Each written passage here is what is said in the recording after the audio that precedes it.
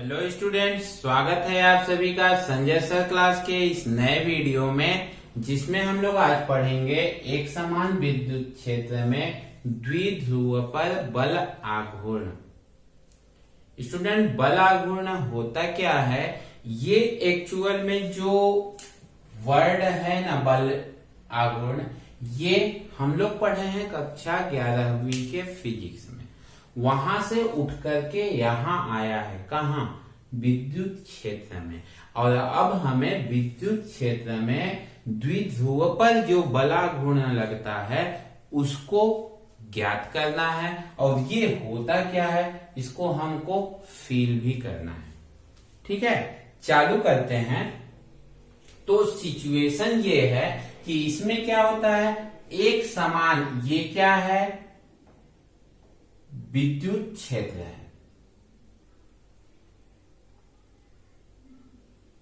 ये क्या है, एक समान विद्युत क्षेत्र है E।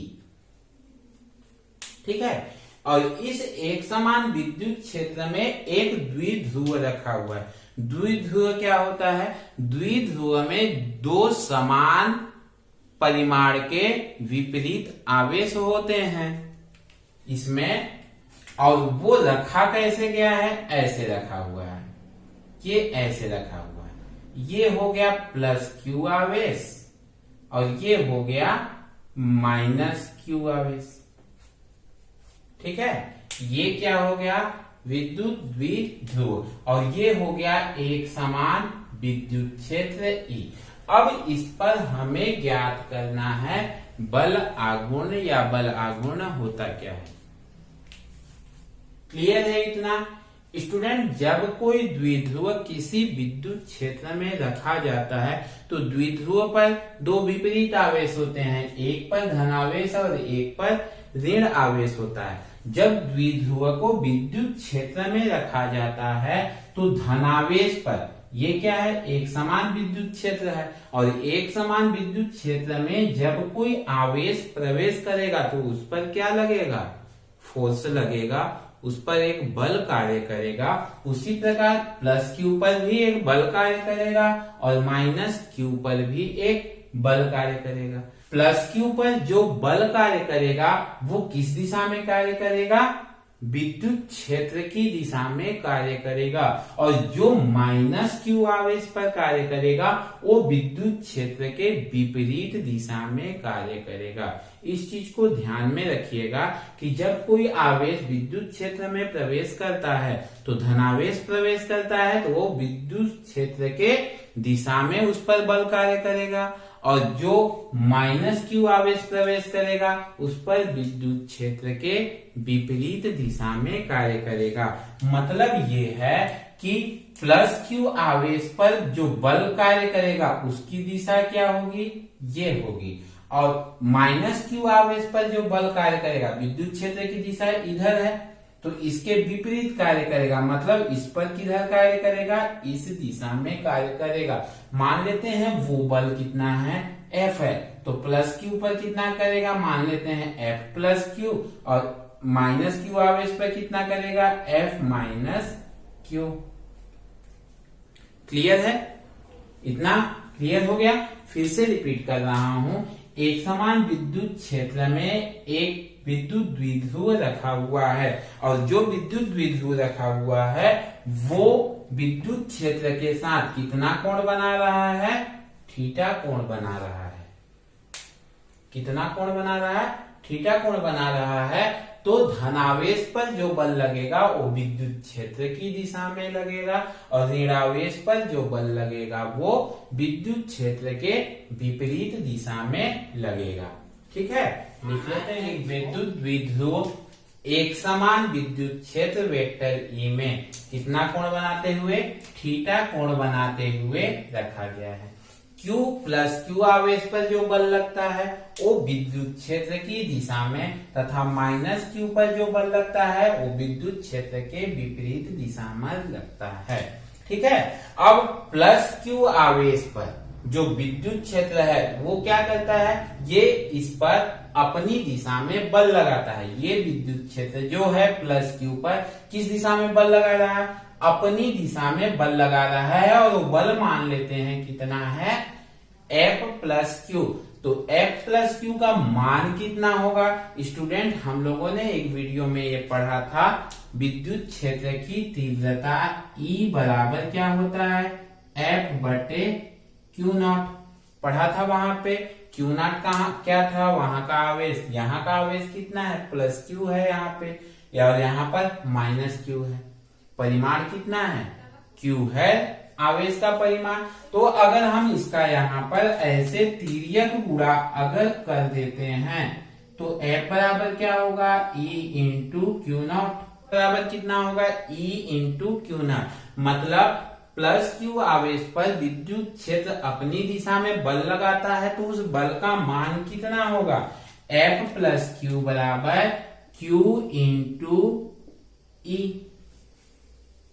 क्लियर है इस फॉर्मूले से।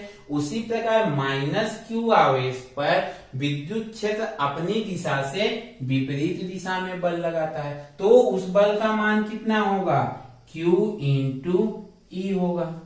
दोनों बल का मान क्या होगा, बराबर ही तो होगा।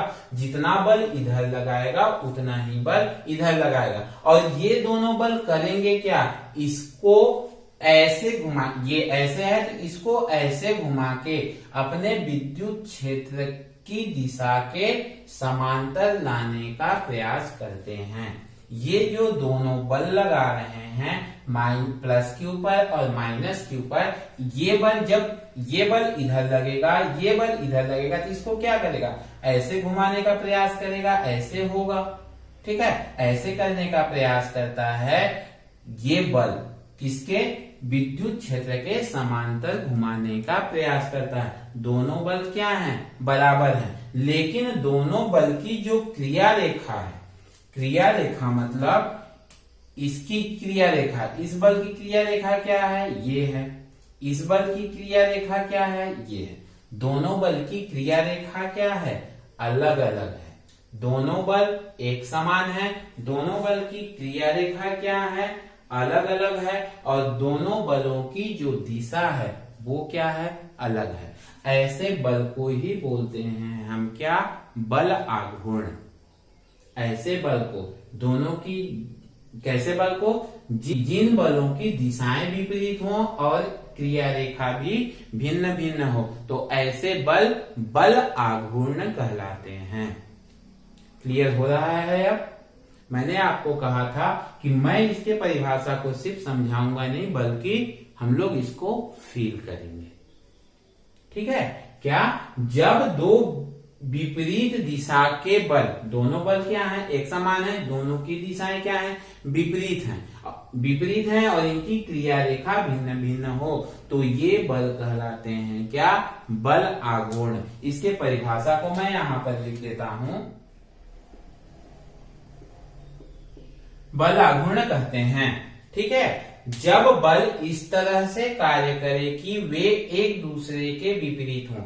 ये दोनों बल हैं, F प्लस क्यू और F माइनस क्यू, ये दोनों क्या हैं, एक दूसरे के विपरीत हैं, तथा उनकी क्रिया रेखा भी भिन्न भिन्न हो। इसकी क्रिया रेखा ये है, इसकी क्रिया रेखा ये है, तो वे बल क्या करते हैं, एक बल आघूर्ण उत्पन्न करते हैं। और जब बल इस तरह से लगते हैं कि वे चीजों को क्या करते हैं, घुमाते हैं, वे चीजों को क्या करते हैं, घुमाते हैं। ये कैसे है, ऐसे है, ऐसे है। ठीक है, एक बल इसमें इधर ऐसे लग रहा है, एक बल इसमें इधर लग रहा है, एक बल इधर लग रहा है, तो क्या होगा, जब बल इधर लगेगा तो इसको क्या करेगा, ऐसे लाने का प्रयास करेगा। ये बल इसको ऊपर ऐसे, क्या होगा, ये विद्युत क्षेत्र के समांतर आ जाएगा। मतलब कि जब बल इस तरह से लगते हैं कि वे चीजों को घुमा दे, तो उसे कहते हैं हम क्या, बल आघूर्ण। और इस बल आघूर्ण का मान होता कितना है, ये बल आघूर्ण होता है, बल आघूर्ण बराबर, बल आघूर्ण बराबर एक बल गुणा, यहां दो बल लग रहा है, एक ये, दोनों के मान क्या हैं, इक्वल हैं, एक बराबर हैं, इसलिए यहाँ पे एक बल होता है। एक बल और दोनों बलों के क्रिया रेखा के बीच की लंबवत दूरी। ठीक है, एक बल और दोनों बलों के क्रिया रेखा के बीच की लंबवत दूरी। स्टूडेंट अब इसमें देखिए, पहले बल की क्रिया रेखा ये है, दूसरे बल की क्रिया रेखा ये है। दोनों बलों के बीच की जब लंबवत दूरी लेंगे तो हम क्या करते हैं, इसको यहां से ऐसे मिला देते हैं। मतलब इस पॉइंट पे हम क्या करते हैं, लंब खींच देते हैं। लंब खींच देंगे मतलब एक कोण कितना हो जाएगा, 90 डिग्री का। ये कोण कितना है, थीटा है ये कोण, तो ये कोण भी कितना होगा, थीटा होगा। क्यों होगा, क्योंकि ये दोनों रेखाएं क्या हैं, एक दूसरे के समांतर हैं। और जब समांतर है तो ये कोण और ये कोण क्या होगा, संगत कोण होगा। और संगत कोण क्या होते हैं, बराबर होते हैं। ठीक है, इसलिए ये कोण भी क्या हो जाएगा, थीटा हो जाएगा। बल आघूर्ण को हम दर्शाते हैं, मैं इसको मिटा देता हूं।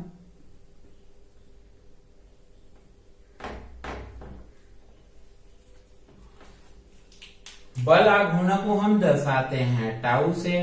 टाउ बराबर एक बल, कोई भी एक बल ले लेते हैं, F प्लस Q को ही ले लेते हैं, या तो F माइनस Q को, किसी को भी ले सकते हैं, इनटू दोनों बलों के क्रिया रेखा। ये क्रिया रेखा है, मैं इसका नामकरण कर देता हूं, इसका नाम दे देता हूं A, इसका नाम B और इसका नाम C।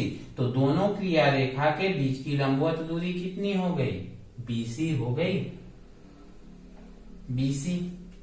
ठीक है, अब त्रिभुज में देखिएगा, कौन से त्रिभुज में, त्रिभुज ABC क्या है, एक समकोण त्रिभुज है। त्रिभुज ABC में समकोण त्रिभुज है, तो इस पर त्रिकोणमिति अनुपात काम करेगा। त्रिकोणमिति अनुपात जब लेंगे, दोनों द्विध्रुवों के बीच की दूरी, ध्रुव के बीच की लंबाई क्या होती है, क्या लेते हैं हम, 2L लेते हैं। ठीक है, दोनों ध्रुवों की बीच की दूरी 2L, तो साइन थीटा बराबर क्या हो जाएगा, साइन थीटा बराबर लंब बटे कर्ण होता है। तो लंब क्या है, BC है, बटे कर्ण क्या है, AB है। क्लियर है इतना। किसका मान ज्ञात करना है हमको, BC का। तो इसका हम क्या करें, इधर तिर्यक गुणा कर देते हैं, तो BC बराबर क्या हो जाएगा, AB साइन थीटा। AB का मान कितना है, AB का मान 2L है, तो क्या हो जाएगा, 2L साइन थीटा। ठीक है, अब BC के मान को हम यहां रख दें। अब BC का मान, इसको समीकरण में 1 दे दूं, तो BC का मान समीकरण 1 में रखने पर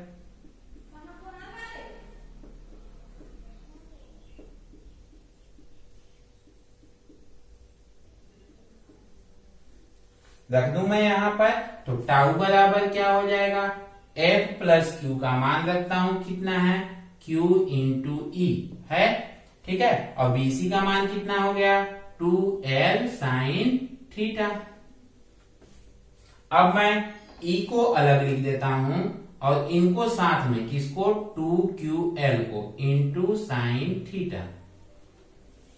किसको किसको साथ में रख दिया मैं, Q को और 2L को, ये यहां पर साथ में रख दिया। ये क्या चीज का सूत्र है, वैद्युत द्विध्रुव आघूर्ण। P का हमने सूत्र पढ़ा था, वैद्युत द्विध्रुव आघूर्ण P बराबर क्या होता है, 2QL। हम लोगों ने पिछले लेक्चर क्लास में ये पढ़ा हुआ है। ठीक है, तो यहाँ पे क्या रख दूं मैं, P रख दूं, तो टाउ बराबर क्या हो जाएगा, टाउ बराबर PE साइन थीटा।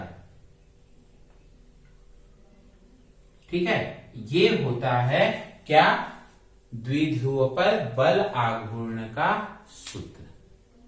ठीक है स्टूडेंट, क्लियर हो गया बल आघूर्ण क्या होता है। एक बार मैं फिर से रिवाइज करता हूं कि एक समान विद्युत क्षेत्र में जब कोई द्विध्रुव होता है तो दोनों द्विध्रुवों पर क्या होता है, बल की दिशा विपरीत होती है और उनकी क्रिया रेखा क्या होती है, भिन्न होती है। तो ऐसे बल को बोलते हैं हम क्या, बल आघूर्ण। ये जो बल लगता है ये क्या करता है, बल आघूर्ण उत्पन्न करता है। और जब बल इस तरह से लगते हैं कि वे चीजों को क्या करें, घुमा दें, ऐसे घुमाएं, कैसे, चीजों को ऐसे घुमा रहा है ये, क्योंकि बल इस दिशा में लग रहा है तो ये घुमाए, ये कहलाता है क्या, बल आघूर्ण। और बल आघूर्ण बराबर होता है एक बल और दोनों बलों के क्रिया रेखाओं के बीच की दूरी। बल क्या है, QE हो गया, ठीक है, और दोनों के बीच की दूरी BC बराबर क्या है, 2L sin थीटा। इसको हम सदिश के रूप में लिखेंगे तो sin थीटा कब लगता है, सदिश विश्लेषण में हम लोगों ने पढ़ा है, साइन कब लगता है, जब क्रॉस गुणनफल होता है। थीटा क्या है, विद्युत क्षेत्र और द्विध्रुव के बीच का कोण है, ठीक है। तो इसको सदिश के रूप में लिखेंगे तो क्या हो जाएगा,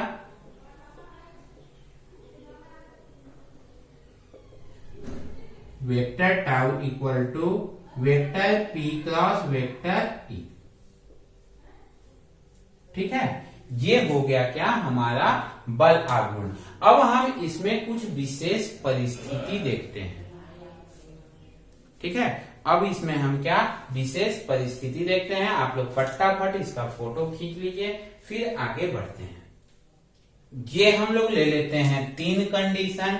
केस नंबर फर्स्ट क्या है कि ये द्विध्रुव है, वो विद्युत क्षेत्र E के क्या है, समांतर है, ठीक है।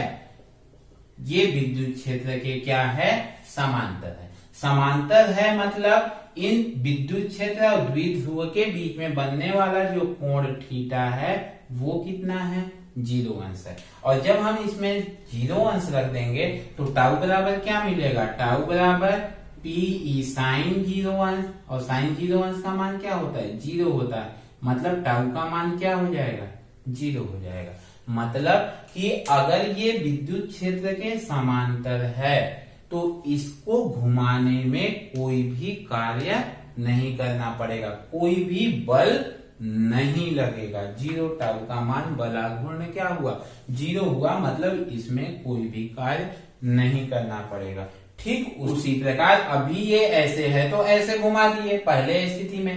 केस नंबर 3 में ये ऐसे है तो हम इसको क्या किए, उल्टा रख दिए। अब जब उल्टा रख दिए मतलब एंगल कितना बना, 180 अंश का बना। मतलब यहाँ थीटा बराबर क्या बन रहा है, 180 अंश। इसमें मान रखेंगे तो tau equal to PE sine 180 अंश, और साइन 180 अंश का मान क्या होता है, 0 होता है। मतलब जब विपरीत दिशा में भी हो, ठीक है, जब ये विपरीत दिशा में भी हो तो भी उसको घुमाने में कोई भी कार्य नहीं करना पड़ता है। लेकिन यदि वो ऐसे हो, सीधा हो, मतलब अभी क्या है, अभी थीटा का मान क्या है, 90 डिग्री है। और जब 90 डिग्री है तो टाउ इक्वल टू क्या हो जाएगा, PE साइन 90 डिग्री।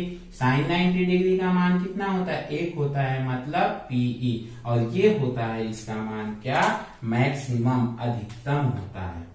ये क्या होता है, इसका मान मैक्सिमम कब होता है, अधिकतम काम कब करना पड़ता है, अधिकतम कार्य कब करना पड़ता है, जब विद्युत क्षेत्र और द्विध्रुव एक दूसरे के क्या हो, परस्पर लंबवत हो। मतलब जो विद्युत क्षेत्र में द्विध्रुव रखते हैं वो क्या होगा, लंबवत होगा।